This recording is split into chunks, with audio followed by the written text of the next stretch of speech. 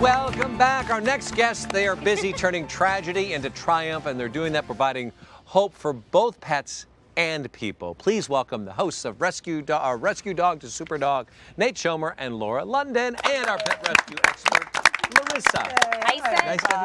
I said in the tease that they're my idols, and I think they think I was joking, but seriously, they're amazing. I mean, I might leave to go work on your show soon.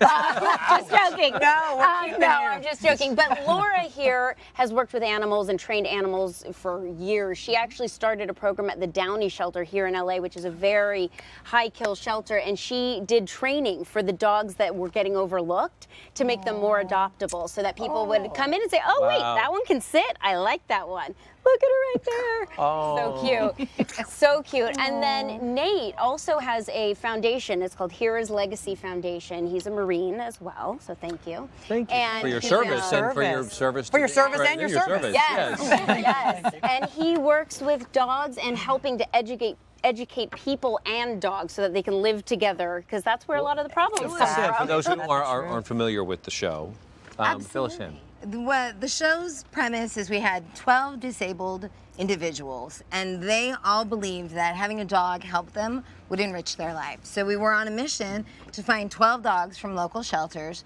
and train them to do specific tasks for these people, like drop things that they can't if they're in a wheelchair and they can't pick something up. Sure. Like dog could pick it up for them. Pushing elevator buttons, all sorts of different things that we've trained the dogs to do. So we paired these people up with dogs. We've taught the people how to train the dogs as well, to kind of bring them into it. So it kind of empowers them to train their own dog. That's brilliant. Well, we have a clip of the show where it shows you in action. You do some remarkable things. You actually teach a dog. You train a dog how to push an emergency alert button for somebody. Take a look at this. So I'm thinking I'll be you, and I'll take the remote and fall down a few times and see if she comes and pushes the button. Eric can't practice falling down in an emergency situation, so he's been working with Hope on pushing the auto feeder button while it's on the floor. Now I'm gonna see if I fall down, will Hope come and push the emergency alert button when it's on my neck. Here I go. Timber. Oh.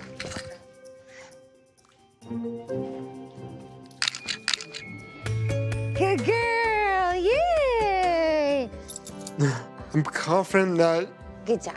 if anything should happen, Hope would be there for me to push that emergency button. It makes me feel at ease more.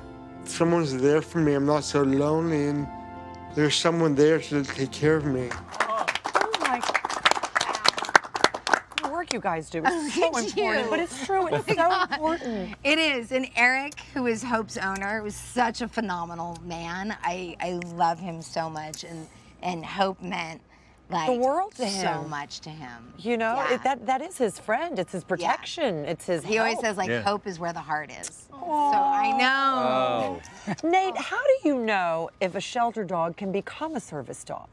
Well, so Laura and I have been doing this long enough that when we go in, we start to see things that maybe other people don't. But some of the basics that we look for is, of course, we want the dog to be friendly. We want the dog coming up to us and saying, "Hey, how are you?" There's certain things that we try to, I don't want to say avoid, but there's certain things that may present a problem if you're trying to train a dog for service work, such as hiding in the back of the kennel. That dog's going to be a little fearful and may not be able to do some of the tasks that we require of them. But the beauty about this whole process is the dog does everything for us. Once we get the right dog, they do the magic, and they really make these people's lives much better. Larissa, let me ask you, from service or from shelter to service, is it making an impact? You just saw it. Oh, Yeah. it makes such an impact. You know, I asked both Laura and Nate what moment stood out to them, and Laura said it was watching it back on TV, because when you're in it, you're in it. You're not really looking at it from the bigger picture. And then when I asked Nate, he actually talked about a guy named Kalani, another Marine, who came back from working and had PTSD and was depressed and battling a lot of demons. Like so many of our servicemen do. And Nate actually, there's Kalani, yeah. And then Nate actually helped Kalani, by putting him with a dog that has now really transformed him. And I could talk about this forever, but I think there's somebody else who would actually talk even better about it. Oh, Who's that? Who would that be? That is Kalani. We have Kalani on Oh. FaceTime. Well, hi, Kalani. Hi, Kalani. Oh, and who's that with you? Hey Nate, how you doing? Who's that doggy with you, Kalani? Bass, baby. Bass. Oh my goodies. Bass is like, I'm here for you. I don't care about those people. I got your That's a back. good looking Oh pickup. my goodness, look at that.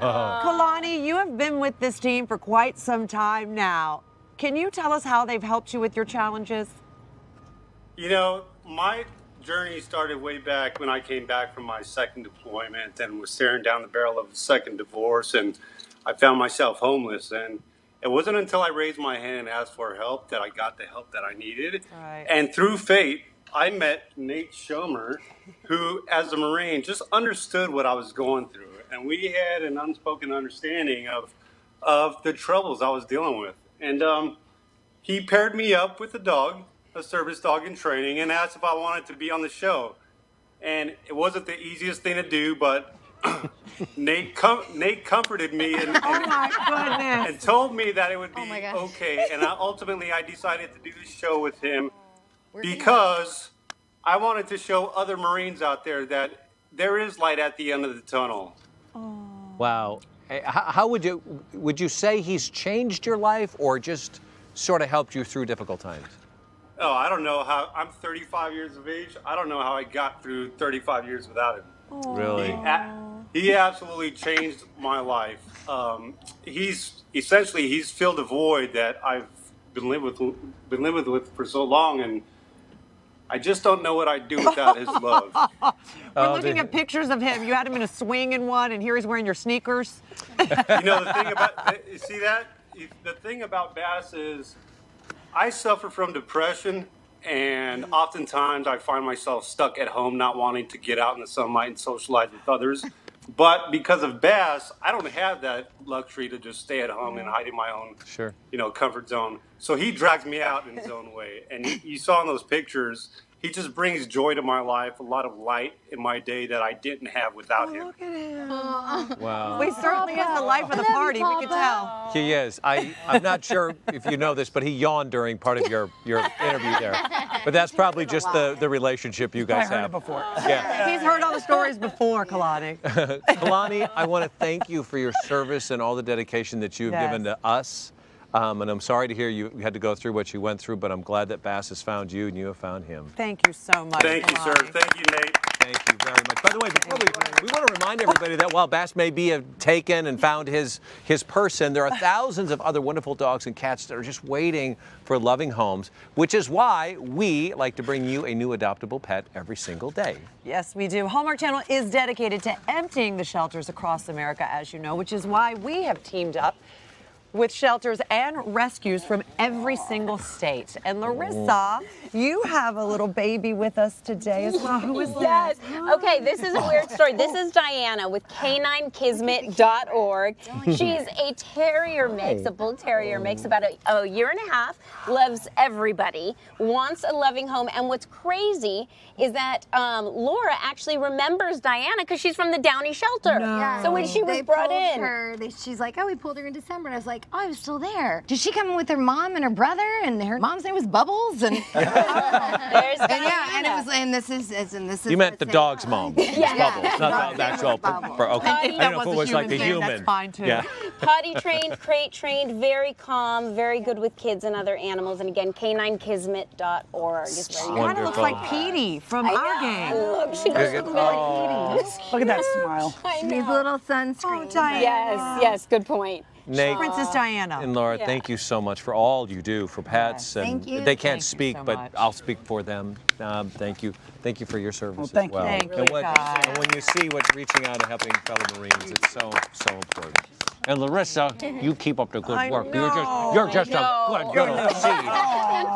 We're going to come right back and head to the kitchen. Next up is Chef Casey Thompson.